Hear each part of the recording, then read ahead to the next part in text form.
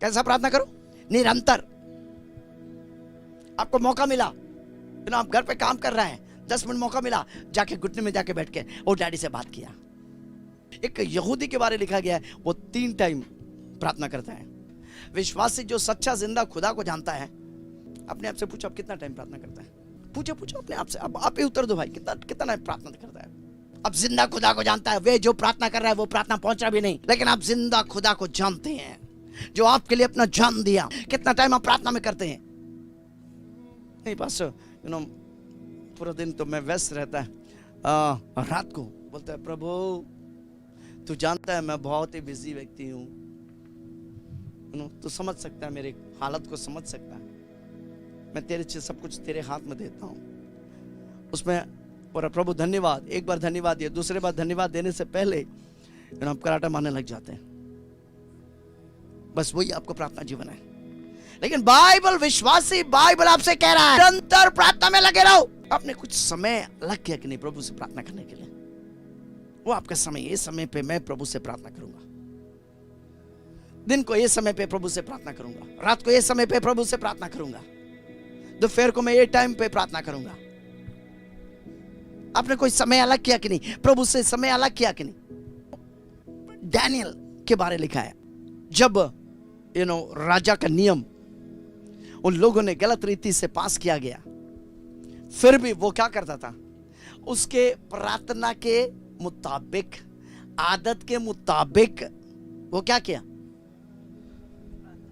प्रार्थना करता था। वो उसके आदत के मुताबिक, उसके रीति के मुताबिक। दानियल 6:10। जब दानियल को मालूम हुआ, जब दानियल को मालूम है, ये मालूम करने से पहले राजा के साथ, राजा इसमें नहीं था, लेकिन दानियल के विरोधी कर रहा था, सब मिलकर एक होकर बोला कि अगर इसको हमको पकड़वाना है, इसको हमको नीचे गिराना है, भाई एक काम में एकदम परफेक्ट है, सिद्ध व्यक्ति है, कोई लफड़ा नहीं करेगा, कोई गलत काम नहीं करेगा, तो इसको पकड़वाना है तो क्या करेगा? इसके परमेश्वर के विरुद्ध, इसका जो करते हैं इसके विरुद्ध हम उठेंगे। तो उन्होंने प्लान बनाया, राजा के पास गया, बोला कि ये 30 दिन में जो तुझसे अलावा अब जो 30 दिन में प्रार्थना करेगा उसको क्या करेगा? शेर की गुफा में डाल दो। ये प्लान बना रहा था। और बाइबल बता रहे हैं इस रीति के मुताबिक, रिवाज के मुताबिक, ये जो रिवाज बनाया था, भाई अपने लिए एक रिवाज बना ले। वो रिवाज ये होना चाहिए कि मैं प्रार्थना का व्यक्ति हूँ। हालेलुया।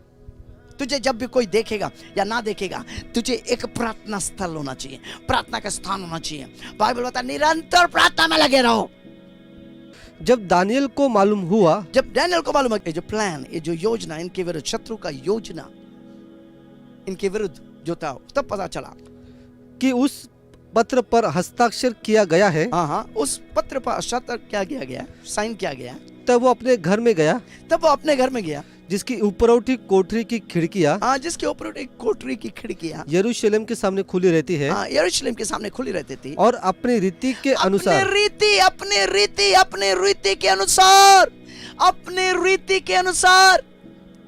अपने रीति रिवाज के अनुसार। अगर विश्वासी, अगर तुझसे कोई पूछे तेरा रीति रिवाज क्या है, प्रार्थना बोलना चाहिए। आमीन। मेरा रीति है भाई प्रार्थना, मेरी रिवाज है प्रार्थना। बोले प्रार्थना के बिना मैं खाना नहीं खाता।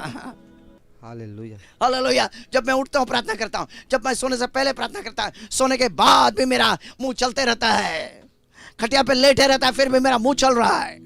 ओ वचन मेरे मुंह से निकल रहा है, मैं प्रार्थना कर रहा है। मेरा रिवाज और रीति जो है प्रार्थना है। बाइबल कह रहा है, क्या कह रहा है? अपनी रीति के अनुसार, अपनी रीति के अनुसार। वाओ, हैबिट, आदत के अनुसार।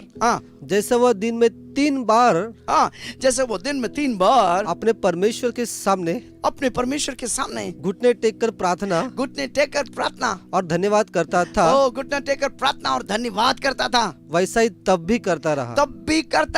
कब? हालेलुया। जब ये परिस्थिति उनके विरुद्ध उठा, जब बोला कि कोई प्रार्थना नहीं कर सकता, जो भी प्रार्थना किया पकड़ा गया तो शेर की गुफा में डाल दिया जाएगा। सुन रहे कि नहीं विश्वासी? जब परेशानी आएगा, वो परेशानी समस्या आएगा, फटक से प्रार्थना करने लग जाएगा। उसको बोलते हैं क्राइसिस प्रेयर। जब समस्या आए, प्रभु संभाल। पत्रोस पानी में चलने लगा, जब गिरा बोला प्रभु संभाल। क्राइसिस प्रार्थना नहीं होना चाहिए भाई। प्रार्थना तेरा क्राइसिस में प्रार्थना नहीं होना चाहिए। जब समस्या है तब प्रार्थना करेगा, नहीं नहीं नहीं, हर पल तो प्रार्थना में लौलीन रहना चाहिए। प्रार्थना तेरा स्टाइल बन जाना चाहिए, प्रार्थना तेरा आदत बन जाना चाहिए। जैसे सवेरे उठ के तू बिना ब्रश के कुछ खाएगा नहीं, पिएगा नहीं, वो उनका आदत बन गया, वो ब्रश सवेरे उठ के उनका आदत बन गया। उसी तरह प्रार्थना तेरे लिए एक आदत बनना चाहिए। तेरे रिवाज और रीति रिवाज जो है प्रार्थना का जिंदगी हो जाना चाहिए। दानियल इस तरह क्राइसिस प्रार्थना नहीं था भाई, समस्या का प्रार्थना नहीं था। हर रोज रीति रिवाज की जैसे वो घुटने में आकर प्रभु को धन्यवाद देता था, फिर उसी टाइम वो धन्यवाद दिया। धन्यवाद, प्रभु को धन्यवाद देना तेरा आदत बन जाएगा। अब बाइबल बताता, बाइबल का परमेश्वर जब ऐसा किया, इसे पकड़ कर क्या कर दिया, शेर की गुफा में डाल दिया। लेकिन बाइबल बता रहा है इनकी प्रार्थना, प्रभु धन्यवाद की प्रार्थना जब स्वर्ग में गया, ये जाने से पहले शेर के मुंह को बंद कर दिया, जबड़े को बंद कर दिया। तेरे विरुद्ध जो दुष्ट आत्मा, दुष्ट चीज, दुष्ट लोग जब तेरे विरुद्ध उठता है, उसके पहले तो प्रार्थना में रेडी रहना चाहिए, प्रार्थना में लवलीन रहना चाहिए, प्रार्थना करते रहना चाहिए, प्रार्थना में तैयार होते रहना चाहिए। अब बोल सकता नहीं दानियल को डाला और शेर जो था भूखा था, लेकिन उसके मुंह को, जबड़े को स्वर्गदूत ने बंद कर दिया। आमीन।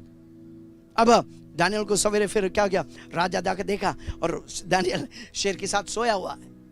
और बाइबल बताता, बाइबल का परमेश्वर हमसे बोल रहा है, जब दानियल को निकाला गया, जो इनके विरुद्ध जो प्लान्ड अगेंस्ट देम, जो इनके विरुद्ध जो योजना बनाए, उनको डाल दिया, उनके बच्चों के साथ डाल दिया। वो आने से पहले, गुफा के अंदर गिरने से पहले शेर ने उनको झपट कर खा लिया। एक प्रार्थना वाला व्यक्ति से पंगा जो लेता है वो खत्म हो जाता है। प्रार्थना तेरा स्टाइल है।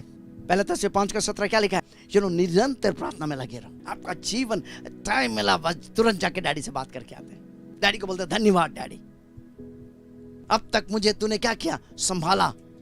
हर पल आपको प्रभु संभालेगा। और उसके हाथ आपके ऊपर, आपने देखा नहीं वो हाथ को, अगर उसके हाथ नहीं रहता, शैतान फाड़ खाने वाली सीन की तरह है भाई।